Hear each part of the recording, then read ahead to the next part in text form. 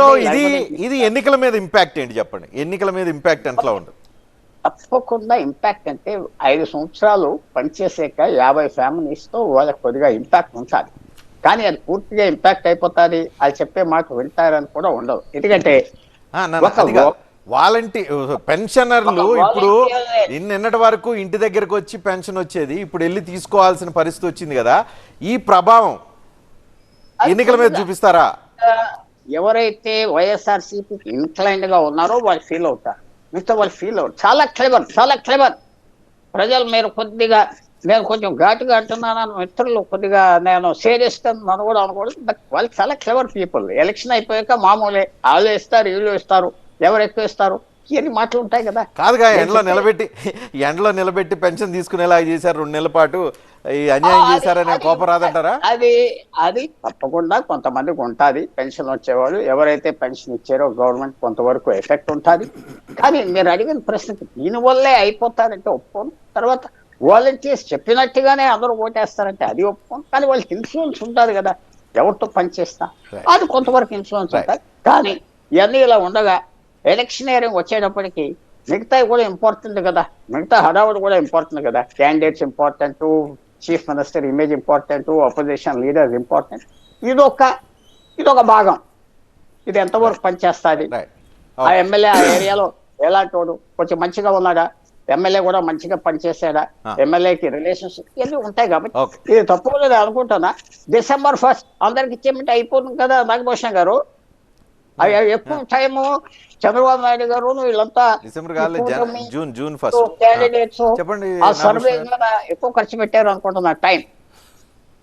Sir ఇప్పుడు పేరు నాని గారు కొన్ని పాయింట్లు నాకు ఏమనిపిస్తుందంటే, వాళ్ళు మోసుకొచ్చిన జనాభా లేకపోతే తీసుకొచ్చిన విజువల్స్ వీటి గురించి నేను కాంప్లైంట్ చేయను. నేను వాలంటీర్లు ఉన్న ఏదైతే పెన్షన్ల గురించి ఇంత రాద్ధాంతం చేస్తూ ఉన్నారో, వీళ్ళు వాంటెడ్లీ ఆ సిస్టమ్ని డ్యామేజ్ చేయడానికే ఇవాళ ఉన్న ప్రభుత్వం ప్రయత్నం చేస్తుంది. ఆ ప్రయత్నం చేసే భాగంలోనే మేమేమంటున్నాం అంటే, ఇప్పుడు అదే కదా ఇవాళ 100 అదే ఆర్గ్యుమెంట్ కోసం మీరు చెప్పింది కరెక్ట్ అయితే ఇది సమయమా ఇవన్నీ తీసుకురావడానికి? వాళ్ళని ఏరేగో చేయొచ్చు కదా. మీరు అధికారంలోకి వస్తే వాలంటీర్లు తీసేస్తాం, ఇంటికి వచ్చి పెన్షన్ ఇచ్చేది ఓన్లీ సెక్రటేరియట్కి వెళ్ళి తీసుకోవాలి.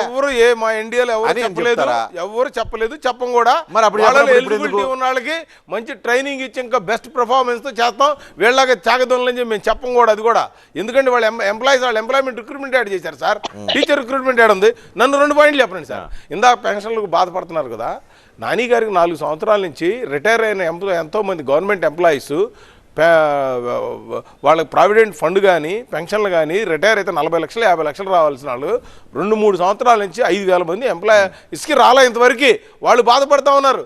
ఇదే పెన్షనర్లు రిటైర్ అయిన వాళ్ళు పాపం ముతక భర్త చనిపోయి భార్య చనిపోయిన వాళ్ళకి వాళ్ళ అకౌంట్లో 2 నెలలు 3 నెలలు లేట్గా పెన్షన్లు పడిన సందర్భాలు ఉన్నాయి.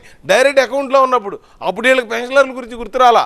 ఇవాళ గ్రామాల్లో నిన్న జగన్మోహన్ రెడ్డి గారికి వాటర్ బిందులు పెట్టి జనాలు వెళ్తే ఇవాళ నా కృష్ణానది 40 ఏళ్లలో ఎప్పుడు నిండిపోలే, వాళ్ళ ఎండిపోయింది. అక్కడ ఇవాళ వాటర్ లేదు గ్రామాల్లో. అసలు వాటి గురించి అసలు కనీసం ఎవరు పట్టించుకునే పరిస్థితి లేదు.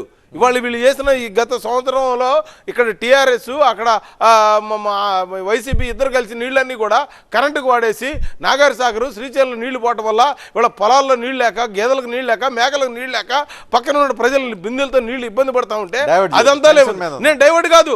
ఇవాళ ప్రజలకి ఇవాళ ఏదైతే ఉందో పెన్షన్ అనేది మేము గ్యారంటీగా ఎన్డీఏ తరఫున వాళ్ళకి రేపు 1 తారీఖు మీరు